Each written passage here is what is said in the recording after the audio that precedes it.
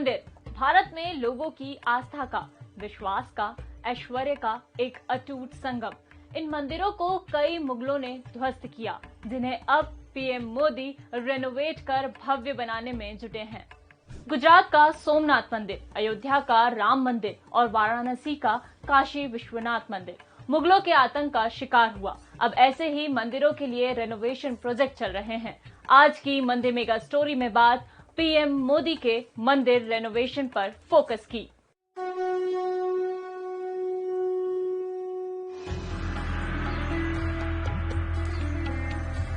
जब मैं राजनीति में नहीं था, तब भी जब यहां आता था, कई बार आया, लेकिन लग रहा था कि हाँ कुछ करना चाहिए, होना चाहिए।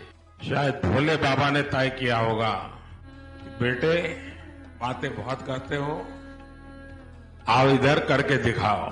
पीएम मोदी ने 2019 में 700 करोड़ रुपए के विश्वनाथ कॉरिडोर प्रोजेक्ट की शुरुआत की थी।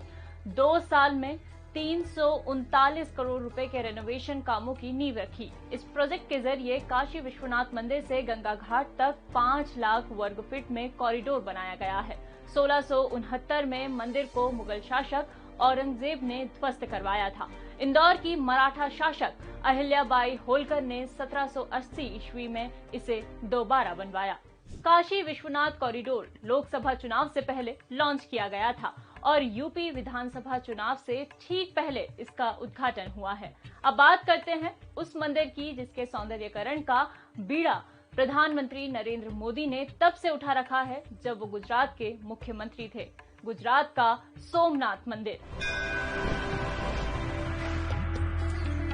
पीएम बनने के बाद मोदी ने अगस्त 2021 में सोमनाथ मंदिर में 3 अहम प्रोजेक्ट का उद्घाटन किया।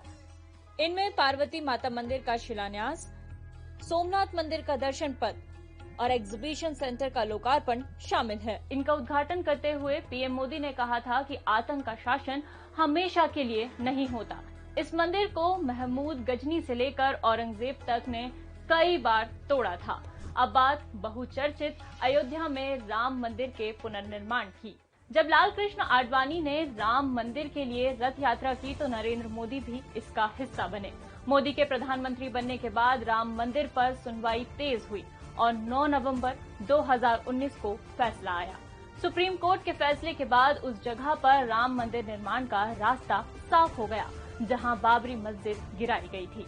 पीएम मोदी ने 20 अगस्त 2020 को राम मंदिर का शिलान्यास किया। राम मंदिर को बीजेपी 3 दशक पुराने अपने वादे को पूरा करने के तौर पर पेश करती है। यहाँ पुनर्निर्माण का कार्य जारी है, ठीक वैसे ही जैसे कश्मीर के मंदिरों का। जम्मू कश्मीर से आर्टिकल 370 हटाए जाने के बाद मोदी सरकार ने घाटी में मंदिर कॉम्प्लेक्स के रेनोवेशन का प्रोजेक्ट लॉन्च किया। जम्मू कश्मीर में करीब 4000 मंदिर हैं। सिर्फ कश्मीर घाटी में हिंदुओं के 1842 पूजा स्थल हैं, जिसमें 212 ऑपरेशनल हैं। मोदी सरकार इन मंदिरों के रेनोवेशन का काम कर रही है, जिससे कश्मीरी पंडितों पर फोकस कायम किया जा सके। 1990 के दशक में आतंकवाद की वजह से लाखों कश्मीरी पंडितों ने पलायन किया था, जिसके बाद मंदिर भी बंद पड़ गए थे।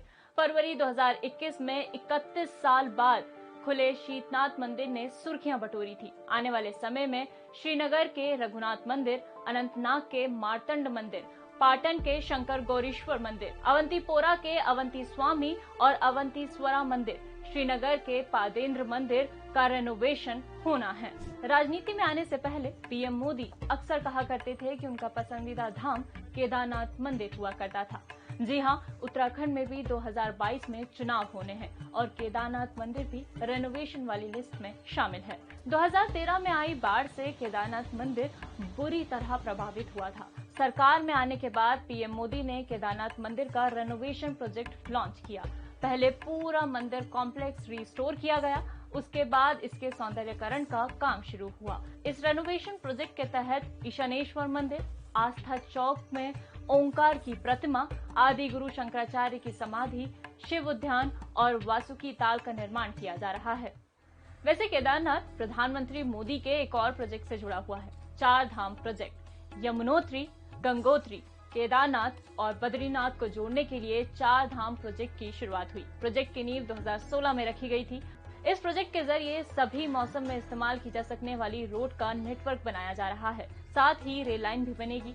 ऋषिकेश से कर्णप्रयाग तक रेल लाइन का काम शुरू हो चुका है। ये रेल लिंक 2025 तक शुरू हो जाएगा।